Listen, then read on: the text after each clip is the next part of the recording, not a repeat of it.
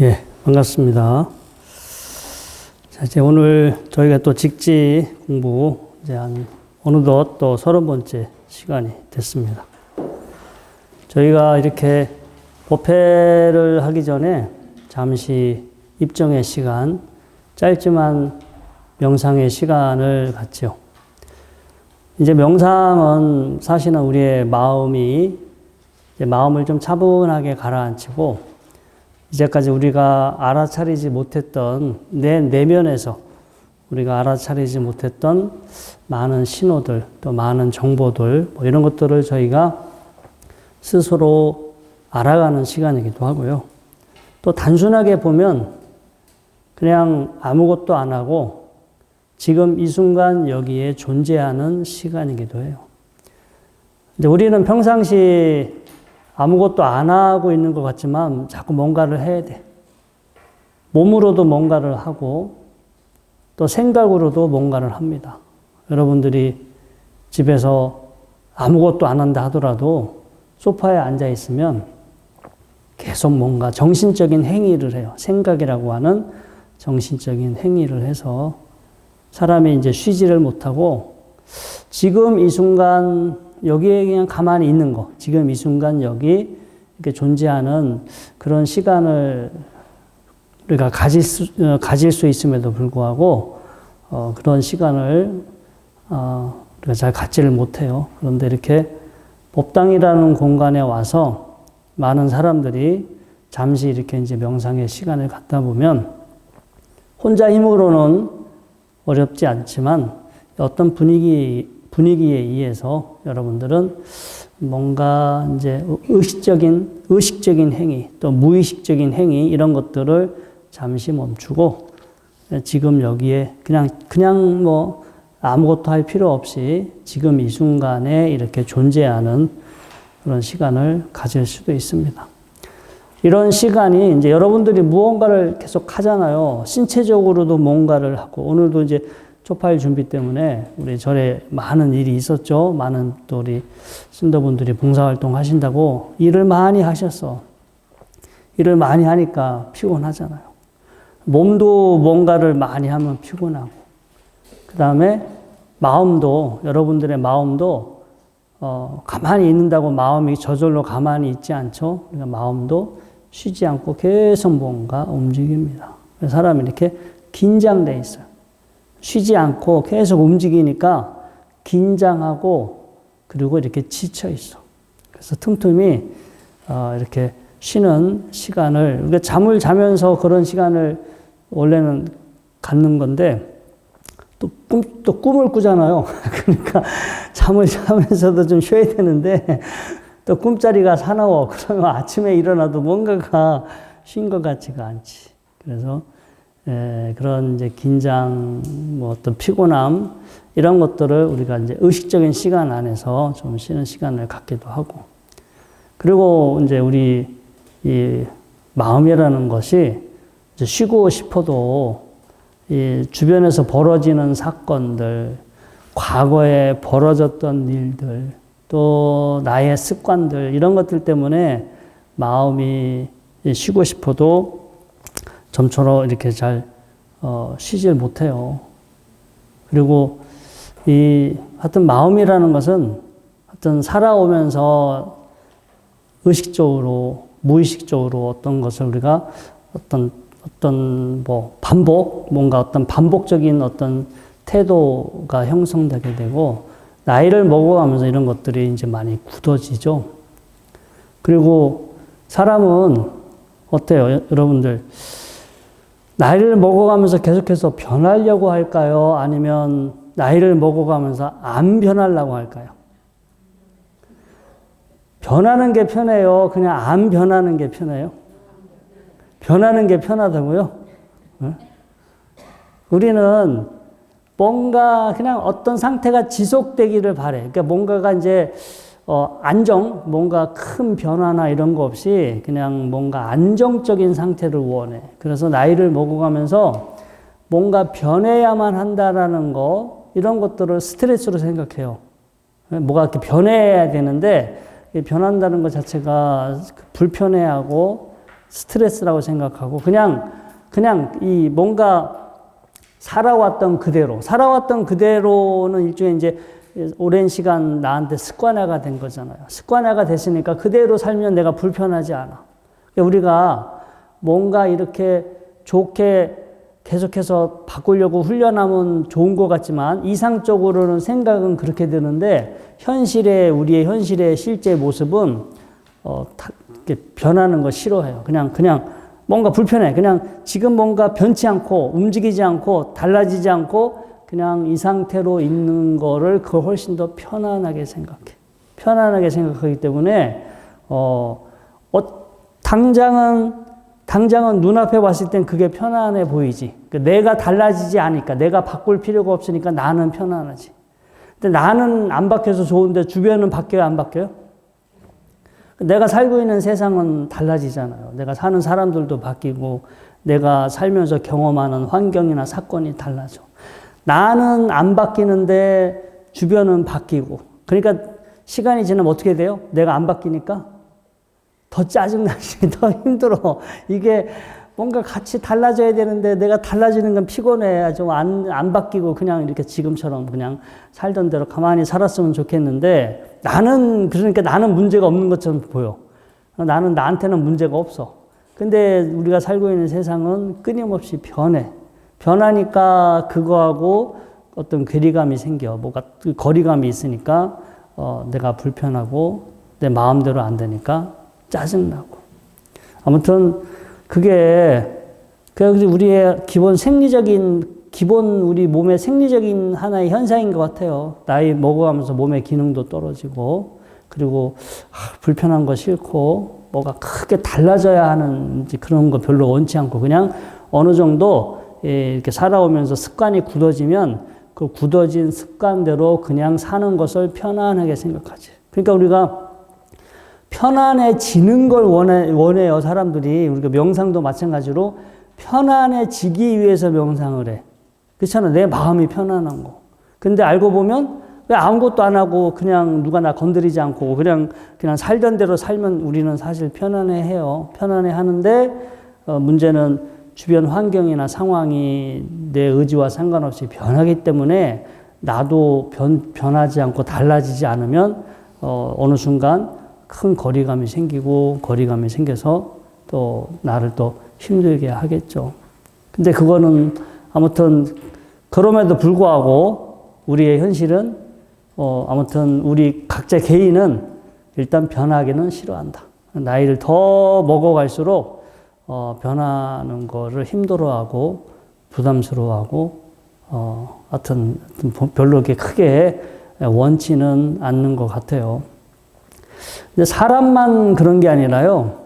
사람이 모여서 만든 어떤 조직이나 시스템도 마찬가지인 것 같아요. 처음에는 막 사람들이 야 이런 거 만들자 해가지고 뭘 만들잖아요. 저희 절에도 얼마나 모임들이 많아, 단체가. 하여튼 그거는 우리 절뿐만 아니라 사람이 모여 사는 곳은 사람들이 모여서 으쌰으쌰 해가지고 뭘 잘해보자 해가지고 만들어서 처음에는 열심히 해. 근데 그렇게 사람들이 만든 어떤 그 모임이라는 것도 어떤 상황이나 이런 것들이 달라지면 계속 변화를 해야 되죠.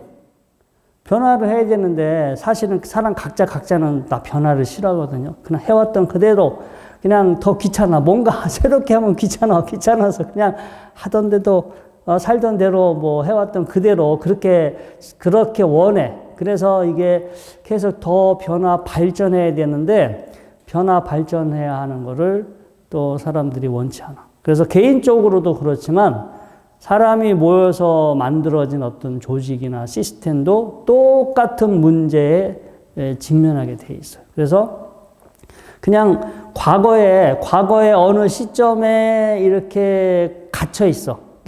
처음에는 그때는 좋은 뜻으로 만들어졌지만 세상은 변화나 어떤 과거의 어떤 특정한 상황이나 어떤 특정한 수준에 머물러 있지 그 조직이나 시스템이 그때마다 이렇게 막 생동감 있게 그렇게 달라지지 않는다.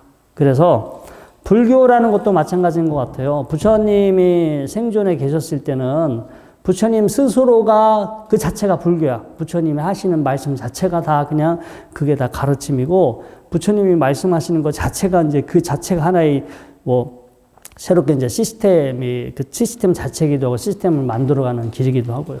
부처님 돌아가시고 나니까 이게 이제 그냥 부처님이 하라는 대로만 해야 되잖아. 그러니까 그 새롭게 누군가를 만들 수가 없어. 부처님이 돌아가신 이후부터는 그 어떤 조직이나 시스템은 딱 더 이상 변화하면 안 돼. 딱 닫혔어. 닫혀서 거기서 달라지면 안 돼. 그러니까 이제 그래서 부처님 돌아가신 이후에 불교라는 것은 성장하지 않아요. 그냥 변화하지 않아. 그 모습을 그대로 지키고 유지해야 하는 게 그 제자들의 몫이야. 그럼에도 불구하고, 그리고 이제 또 그런 문제도 있지만 또 이게 조직이 처음에는 이렇게 불확실할 때는 그 조직을 만들기 위해서 열심히 하잖아요. 열심히 우리가 포교 같은 개척을 하지, 개척하고 포교하고. 근데 어떤 조직이나 시스템이 안정화가 되면 막 뭐 열심히 뭐 개척 정신을 가지고 뭔가를 해야겠다 생각을 할까요? 안 할까요? 고생스러운 거 안 하지. 그러니까 이게 불교라는 하나의 단체 조직도 딱 자리를 잡아서 이제 어느 정도 체계가 갖춰지잖아요. 그럼 스님들도 그냥 대충 다 어디 가서 다 이렇게 다 편안하게 탁발 받을 수 있고 어디 가서 대접받고 어느 정도 생활이 안정권에 들면 스님들도 막 이렇게 치열하게 막 이렇게 적극적으로 수행하고 활동을 할까요? 아니면 그냥 편안하게 변하는 거 원치 않고 지금 그냥 이 시스템에 그대로 맞춰서 살까요? 그냥 똑같아요. 스님들도 뭔가 변화를 해야 하고 새롭게 뭔가를 하는 거에 대해서 그걸 귀찮아해, 피곤해. 그러니까 그냥 지금 이렇게 사는 것도 문제가 없는데 굳이 뭐 이런 것들을 뭐 또 새롭게 뭐 다 노력해서 뭘 해야 한다라는 그런 생각들이 스님들도 안 하겠죠. 그러니까 이게 불교라는 것도 모든 조직이 마찬가지예요. 어떤 교주가 있었을 때는 새롭게 만들어지지만 교주가 돌아가시고 나면은 그 조직이 자체가 유지하는 게 목적이야. 그 교주가 설파한 가르침을 전달하기보다는 그 이후에 만들어진 그 조직을 유지하고 그 조직이 계속해서 뭔가 이렇게 일종의 나름의 생존해 가는 거 그런 쪽으로 일종의 사실은 이제 목적이나 이런 것들이 많이 달라지게 되고요. 그리고 생활 자체가 뭔가 어떤 새롭게 만들어가고 이런 거라기보다는 기존 시스템에 이제 안주를 하게 되고, 그리고 앉아서 적극적으로 수행하지 않고 치열하게 삶을 고민하지 않으니까 그냥 만약에 불교를 예를 든다 그러면 부처님 말씀 머릿속으로만 생각하는 거야. 부처님 말씀 머릿속으로 생각하고 머리로 이해하는 거지. 그러니까 몸으로 힘들게 고생스럽게 힘들게 수행을 해서 몸으로 그런 걸 체험해 가기보다는 그냥 머리로 그런 것이구나. 머리로 그냥 쉽게 이제 이해하고 머리로 이해하니까 내가 뭔가 부처님 말씀을 이해한 것 같아. 그래서 그냥 자기 만족에 빠져버리고 또 그렇게 살아도 삶이 뭐 어느 정도 다 안정화됐잖아요. 시스템이 갖춰지고 안정화됐기 때문에 그렇게 꼭 수행해서 도를 깨닫지 않더라도 그냥 뭐 부처님 말씀 공부하고 그러한 부처님 말씀, 내가 공부했던 부처님 말씀을 전해주는 것만으로도 거기에 만족해하고 거기에 이제 의미 부여를 하겠죠. 그러다 보니까 서서히 이 불교의 정신이라든가 수행 정신, 어떤 불교의 본질이 변할 수밖에 없어요. 더 이렇게 왕성해지는 게 아니라 뭔가 생기나 에너지가 빠지겠지. 조직이 없어진 건 아닌데 그 조직이 처음에 가졌던 그런 어떤 생기라든가 그런 뭔가 그런 엑기스 이런 것들이 이제 서서히 빠지고 우리가 이제 박제됐다고 그래요. 여러분들 뭐 저 어디 그 박물관이나 이런 데 가보면 옛날 동물들 박제했잖아요. 박제해 놓으면 가서 보면은 그 뭐 그냥 원래 그 뭐 여러 가지 동물들 박제를 해놨지만 자연사 박물관 뭐 이런 데 가면은 우리가 못 보던 동물들 박제해서 해놨지. 그런데 뭐가 그 동물이 맞긴 맞아요. 그 동물이 맞긴 맞은데 실감 나요, 안 나요? 실감 안 나죠? 그거는 박제된 거니까 이게 죽어 있는 거잖아요. 그 동물이 분명히 그 동물이 그 사체를 가지고 방부 처리해서 그렇게 만들어 놨지만 그냥 박제된 거야. 그냥 박제. 근데 우리가 생각하는 어떤 그 불교의 정신이라든가 이런 것들도 살아서 우리한테 현실적으로 뭔가 막 이렇게 우리 자신에게 무언가 이렇게 영감을 주고 뭔가 우리 그게 삶 속에서 살아 있어야 되는데 부처님의 말씀이라는 것도 우리 머릿속에서 어떻게 보면은 이제 박제된 상태로 없어지진 않아. 그냥 우리가 그게 부처님의 일생은 뭐고 부처님이 뭐 어떻게 수행했고 수행해서 뭘 깨달아서 무슨 설법을 했고 이런 어떤 가르침의 내용은 존재하나 그렇죠. 머릿속으로 다 암기하고 마치 그런 공부를 하는 것 부처님의 어떤 교리나 이런 것들을 공부가 뭐 안 중요한 건 아닌데 그렇게 이제 교리를 공부하는 거 정도 이제 그 정도 수준에서 이렇게 더 이상 그 진도가 나아가지가 않죠. 근데 그렇게 일종의 이제 박제된 상태로 이렇게 쭉 시간이 지나다 보니까 본질이 많이 달라지고 다양한 해석들을 하게 되고 그래서 부처님 돌아가시고 100년 이후부터 우리가 이제 많이 이제 그 다양한 우리 부처님 가르침에 대한 다양한 해석들이 나와요. 다양한 해석들이 나오고 그 중에 또 이제 가장 인기를 끌었던 그러니까 부처님 사후에 뭐 200년, 300년 후에 가장 인기를 끌었던 그 파가 설일체유보 요즘은 저희가 공부 전에 용수보살 하면서 공부를 했었는데 설일체유보 그러니까 세상 만물이 뭐 수많은 게 있어. 수많은 것들이 존재를 해. 수많은 것들이 존재를 하는데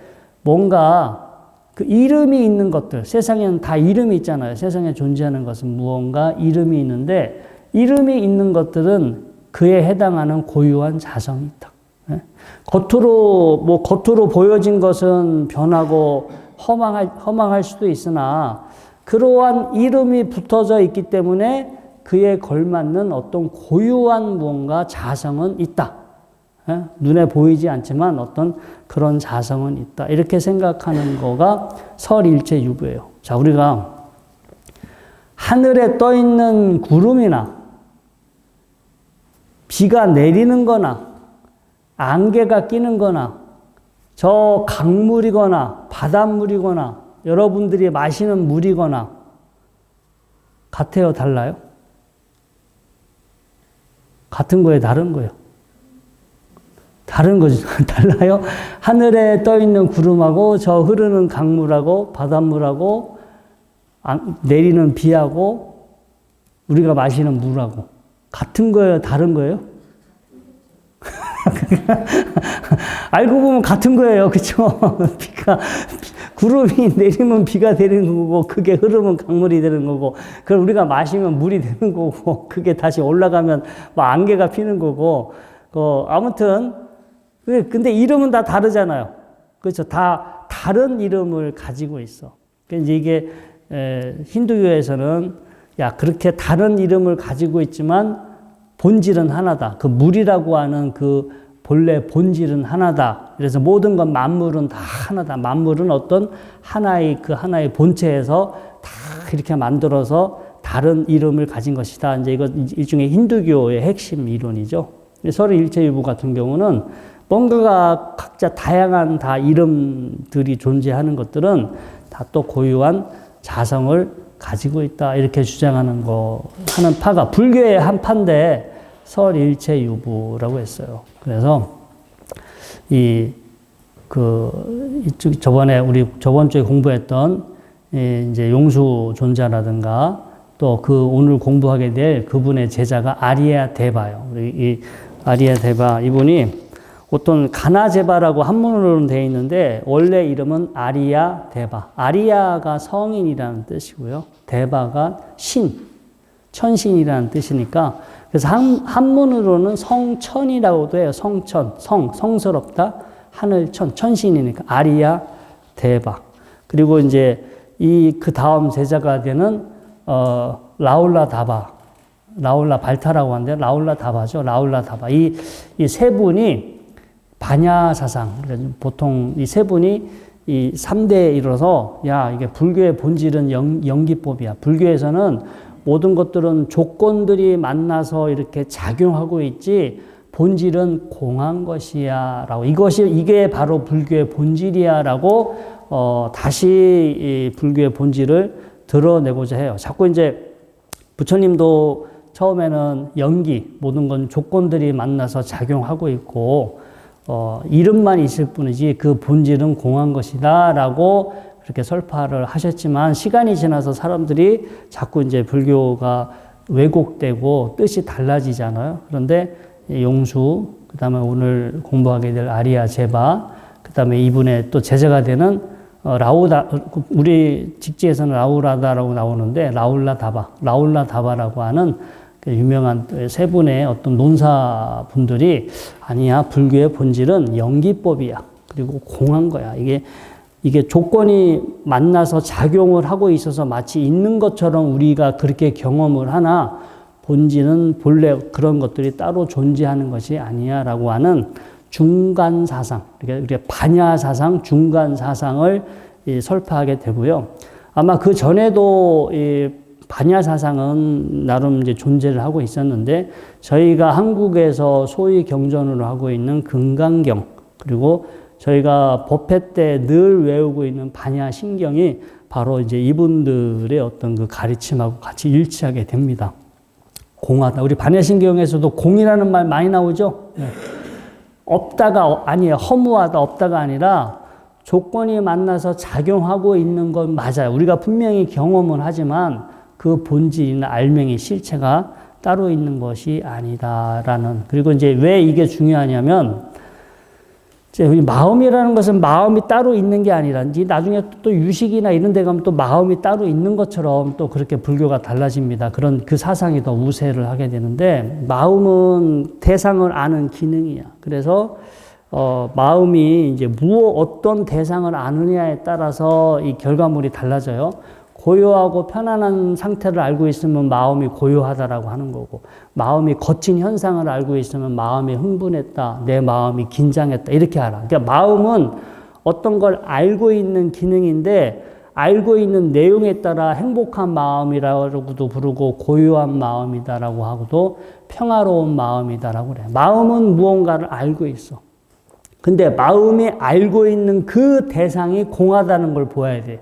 여러분들이 마음이 뭔가를 알아. 지금 만약에 이제 오후 시간이 됐는데, 이렇게 피곤하고, 뭔가 몸에서 피곤하고 이렇게 졸린 것 같아. 그러면 피곤하고 졸린 게 여러분들 마음이에요? 아니면 피곤하고 졸린 건 일종의 몸에서 일어나는 현상이에요? 몸에서 일어나는 현상이죠. 그러면 여러분들의 마음이 피곤하고 졸린 걸 알아.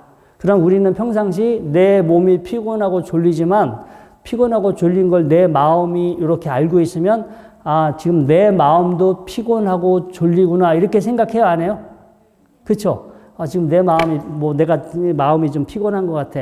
마음이 좀 혼란스러운 것 같아. 그러니까 마음이라는 것은 단지 대상을 알아. 근데 그때 몸이나 어떤 기본, 어떤 정신적인 상태에 따라서 어떤 것을 아느냐에 따라 마음의 상태가 결정이 되는데, 여러분들이 몸이 피곤하든 몸이 즐겁든 아니면 즐거운 정신 상태가 됐든 괴로운 정신 상태가 됐든, 그때 마음이 알고 있는 그 대상들은 공한 거라는 거예요. 결국 여기 요즘 표현으로 뇌에서 분비되는 호르몬이 뭐냐, 뇌에서 어떤 호르몬이 분비되느냐에 따라 여러분들의 마음이 행복할 수도 있고, 편안할 수도 있고, 고요할 수도 있고, 뇌의 신경세포들이 막 이렇게 활성화되어 있느냐, 아니면 뇌의 신경세포들이 차분하게 안정화되어 있느냐에 따라서 그거를 알고 있는 어떤 마음의 알고 있는 그게 달라지겠죠. 그래서 우리가 공하다고 할 때는, 우리가 외적인 현상도 크게 보면 거시적으로 외적인 현상도 마찬가지지만,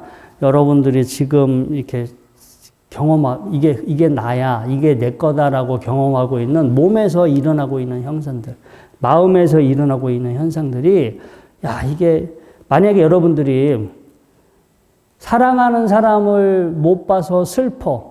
그런 경우 있어요, 없어요? 있지. 이별을 했거나 누가 돌아가셨거나 해서 더 이상 내가 보고 싶은 사람을 못 봐. 그러면, 보고 싶은 사람을 못 보고 슬픈 거는 우리 머릿속에서 일어나는 현상이죠. 그건 지금 여기 실제 존재하는 거예요? 아니면 내 머릿속에서 일어나는 현상이에요? 머릿속에 일어나는 현상이지. 근데 그거는 잘 따져보면 있는 거예요? 공한 거예요? 공한 거지.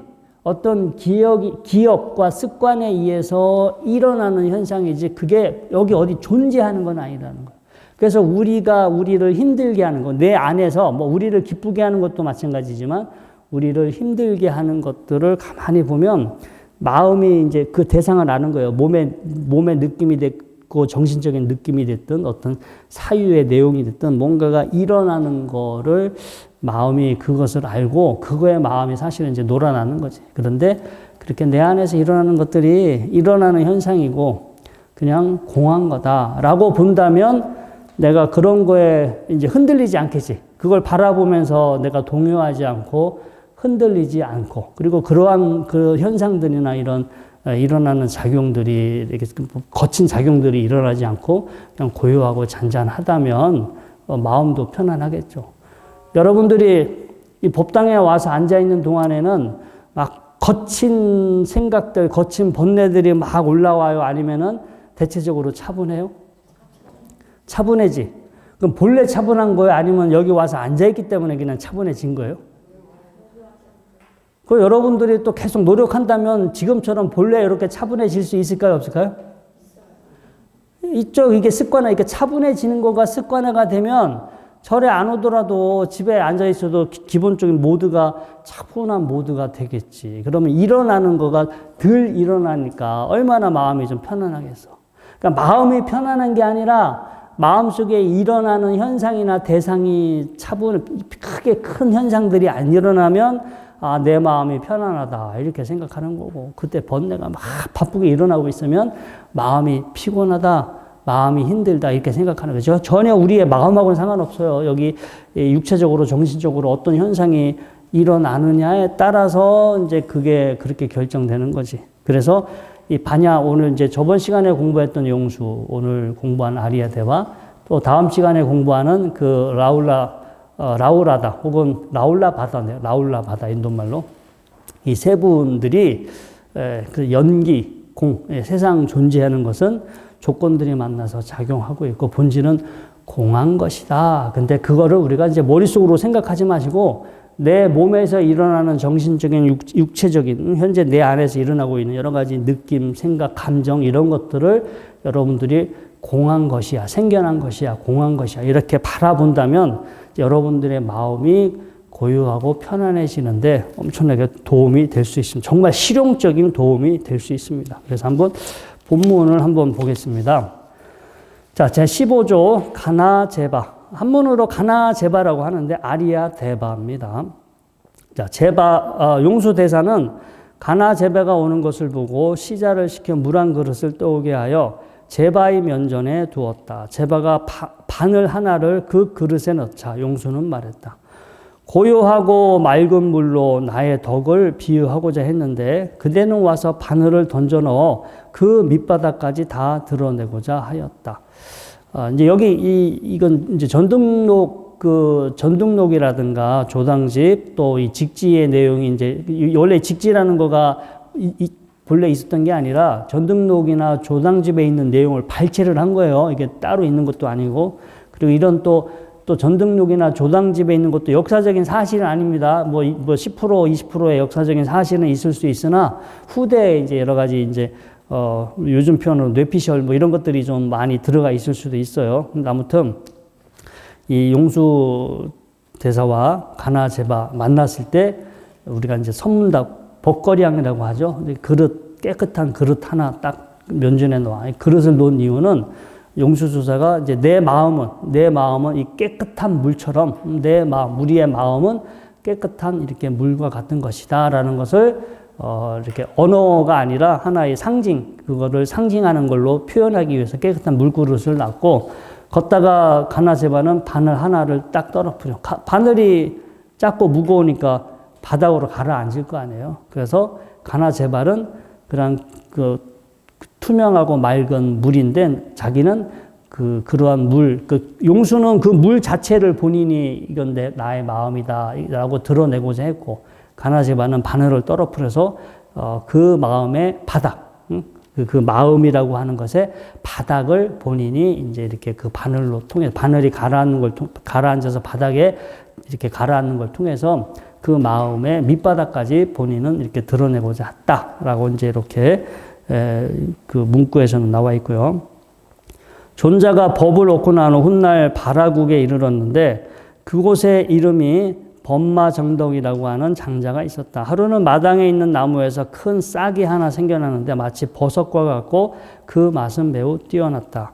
오직 그 장자와 그의 둘째 아들 라우라다만이 그것을 따 먹었는데 먹고 나면 다시 자라나고 다 따 먹으면 다시 스스로 새롭게 자라났다.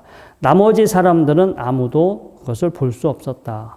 그때 존자는 그 현상에 대한 과거의 인연을 알아보시고 그 집으로 갔다. 장자는 그 연유를 물었다. 존자는 옛날 그대의 집에서 한 비구 스님에게 공양을 베푼 적이 있었는데 그 비구가 도의 눈이, 그러니까 도를 깨닫지 않아서, 그러니까 도의 눈이 밝지 않아서 신심으로 보시한 것을 헛되게 한 연으로 나무에 버섯이 되는 과보를 받았다. 그런데 그대와 그대의 아들은 정성으로 공양 올렸기 때문에 그것을 얻어 먹을 수 있으나 다른 사람들은 그렇지 못하다. 다시 이제 물었다. 장자의 나이는 많은가 적은가? 장자가 79세라고 답하였다. 이에 존재가 개송으로 말했다. 도에 들어서서 이치를 통달하지 못하면 다시 몸을 받고 태어나 신도의 보시를 돌려주어야 한다. 그대의 나이 81세가 되면 이제 그 나무에서 더 이상 싹이 생기지 않을 것이다. 장자는 개송을 듣고는 크게 탐복하며 말했다. 제자는 지금 이제 노쇠하여 스승을 섬길 수 없으니 둘째 아들이 스님을 따라 출가하기를 원합니다. 존재가 말했다. 1000년이 되면 이 아들이 큰 스승이 되리라고 과거 옛날에 여러께서 예언하셨다. 지금 이렇게 서로 만난 것은 과거의 인연들이 들어맞은 것이다. 곧바로 머리를 깎이고 구족계를 주었다. 그리고 나서 개송으로 말했다. 본래 법을 전할 사람을 만나면 해탈의 도리를 설해주는데 법이라고 하는 것에는 실로 증득할 것이 없고 마침과 시작도 없다. 개송을 마치고 나서 정멸에 들었다. 여기 나오는 스님들은 전부 다 깨달음을 전해주고 전부 다 이제 본인 스스로 화장을 하고, 다비를 하고 본인 스스로 정멸을 하고, 아무튼 이게 하나의 관용적인 표현인 것 같습니다. 아무튼 이제 하나의 여기서 일어난 에피소드를 너무 이렇게 사실적으로 생각하지 마시고, 그냥 어떤 전달하고자 하는, 어떤 뜻을 전달하고자 하는 그 어떤 그 맥락 있잖아요. 이런 걸 더 여러분들이 염두에 두시면 됩니다. 자료에 이제 가나제 마리아 데바에 대한 간단한 그 일대기 적어 드렸습니다. 3세기경에 남인도의 승려로 되어 있고요. 저서로 100론, 400론, 100자론이 있어요. 이분의 저자가 이제 우리 중간 사상을, 우리 불교사에서 중간 사상이 따로 별도로 있죠. 중간 사상을 배울 때 뭐 중론, 백론, 12문론이라고 하는 세 개의 유명한 책들이 있다라고 보통 이제 공부를 합니다. 그래서 백론하고 12문론은 용수 존자가 지은 거고요. 백론은 이 가나제바 스님, 아리아 데바 스님이 지었는데 백론을 더 설명한 거예요. 백론은 연기법. 그러니까 이게 어떤 논리로 왜 논리로 존재하는 현상이 공할 수밖에 없는지를 논리적으로 이러하기 때문에 공할 수밖에 없다. 이것을 논리적으로 이렇게 하나의 논리법으로 설명한 게 중론입니다. 근데 그 중론에 대한 어떤 더 그 자세한 설명이 이제 백론이 되겠고요. 자, 아리아데바는 이 3세기 중반에 스리랑카의 귀족 가문에서 태어났다고 전해지고요. 어린 나이에 출가해서 용수보살의 지도를 받기 전까지 불교 경전인 3장을 전부 섭렵하였다고 합니다. 아리아데바는 용수보살을 시봉하면서 오늘날 인도 안드라주에 있는 나가라주나 콘다 마을에 위치한 신성한 산 시리 파르바타에서 수행을 하였습니다. 나가라주나 콘다하고 스리랑카하고 가까워요. 그 밑으로 조금만 내려와서 건너가면은 스리랑카 섬이 있으니까요. 자, 당시 쉬바신을 신봉하던 마체타는 논쟁으로 날란다의 모든 학자를 논파했다. 아리아 데바도 마체타의 도전을 받아 그를 만나러 길을 떠났다. 인도는 당시에 이렇게 뛰어난 사상가들이 있으면 이제 서로 논쟁을 해요. 공개적인 논쟁을 해서 논쟁에서 진 사람은 상대방의 제자가 되는 게 그 당시의 풍습이었다고 합니다. 그래서 이 마체타라는 사람들이 계속 스님들을 논파해서 스님들을 이렇게 논파시켜 나가는데, 그러면서 이제 아리아 데바가 워낙 유명하니까 이분한테 도전장을 내죠. 자, 길을 가던 중 특별한 힘을 얻기 위해 애쓰는 노파를 만났는데, 노파는 목적을 달성하기 위해서 수행자의 눈이 필요하다고 했다. 아리아 데바는 자비심으로 노파에게 자신의 한쪽 눈을 뺏어 주었지만 노파는 눈을 받자마자 바위에 눈을 으깨버렸다. 이후 아리아 데바는 한쪽 눈이 없는 애꾸로 살게 되었다. 아리아 데바는 여기 우리 그 아리아 데바인데 한문으로 가나 제바라고 하는데, 어떤 해석에서 보면 가나라는 말이 뭐 애꾸눈이란 뜻이래요. 애꾸눈 제바 이런 뭐 해석으로도 나와 있으니까요. 그래서 이거는 왜 애꾸눈이 왜 됐는지에 대한 하나의 설화인데, 아무튼 이렇게 뭐 논쟁하러 가다가 그 할머니한테 자기 눈을 보시했다 이런 뜻이 뭐 이렇게 됐다고 합니다. 자, 아리아 데바는 논쟁과 수행력으로 마체타를 굴복시키고 마체타는 아리아 데바의 제자가 되었다. 아리아 데바는 수년간 날란다에 머물다가 스승인 용수보살이 입적하기 전 스승 곁으로 가서 모든 가르침을 계승했다. 그리고 이분의 가르침은 우리가 이제 다음에 공부하시면 알겠지만 그 라울라바다에게 또 전달해서 이 세 분, 용수, 아리아데바, 라울라바다 이 세 분에 의해서 중간 반야 사상, 중간 사상이 가장 이제 크게 이제 활동하던 번성기에 이르게 됩니다. 제가 이제 뒤에 보면은 그 중론의 첫 부분 귀경계, 중론 맨 처음 시작할 때 이제 귀경계부터 시작되는데, 자, 생겨나는 것도 아니고 불생불멸, 생겨나는 것도 아니고 소멸하는 것도 아니며 불상부단, 연속적인 것도 아니고 끊어지는 것도 아니며 불일불이 하나인 것도 아니고 다른 것도 아니며 불례불거 혹은 불례불출이죠. 오는 것도 아니고 가는 것도 아니니 이러한 인연법을 설하시어 분별망상을 잘 가라앉히고 모든 가르침 중에 최고의 가르침을 설하신 부처님께 머리 숙여 예배 드립니다. 그래서 이 중론 첫 번째 귀경계에 가장 우리 연기법이라든가 이런 것들의 핵심을 딱 정리해서 이렇게 좀 설명을 해놨고요. 그 중론의 24번째 개송 관사제품에 보면은 이제 이쪽에 이런 표현들이 나와요. 인연화합으로 생겨난 모든 존재를 나는 무라고 하며 가명, 가짜, 이름만 있는, 이름으로만 있는 가짜라고도 하고 또 중도의 이치라고도 한다. 인연의 작용으로부터 생겨나지 않은 존재는 단 하나도 없다. 그러므로 일체의 모든 존재는 공 아닌 것이 없다.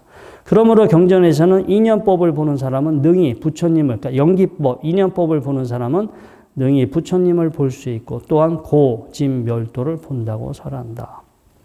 여러분들이 이제 이러한 내용을 생각하면서 반야신경을 다시 한번 보세요. 제가 이제 몇 구절만 보면은 조견 오온 개공 도 일체고역. 조견 비추어 봐요. 오온이 공하다. 색수상 행식. 우리가 내가 나라고 생각하는 5가지 작용의 덩어리죠. 오온이 공하다고 비추어 봐서 도 일체고역. 일체의 괴로움을 건넌다. 사리자요. 색불이공 공불이색. 물질 현상이 곧 공과 다르지 않고 또 공이라는 거가 바로 색은 물질 현상이죠. 물질 현상과 같다. 색즉 시공, 공즉 시색, 수상행식, 역부여세. 즉 제가 좀 전에 말씀드렸죠. 물질 현상이라는 거 공이고 물질 현상이 그 공하다고 하는 그 현상이 바로 우리가 알고 있는 물질 현상이다. 사리자 시제 복공상 불생 불멸 불구 부정. 모든 사리자요. 시제 모든 어떤 법은 시제 모든 법은 공한상이 공하다고 하는 어떤 특성을 가지고 있나니 불생불멸 생겨나는 것도 아니고 사라지는 것도 아니고 더러운 것도 아니고 깨끗한 것도 아니고 늘어나는 것도 아니고 줄어들지도 않다. 이제 이런 반야신경의 내용이 나오죠. 이게 아까 그 위에서 봤던 우리 중론의 내용하고도 유사하지 않아요?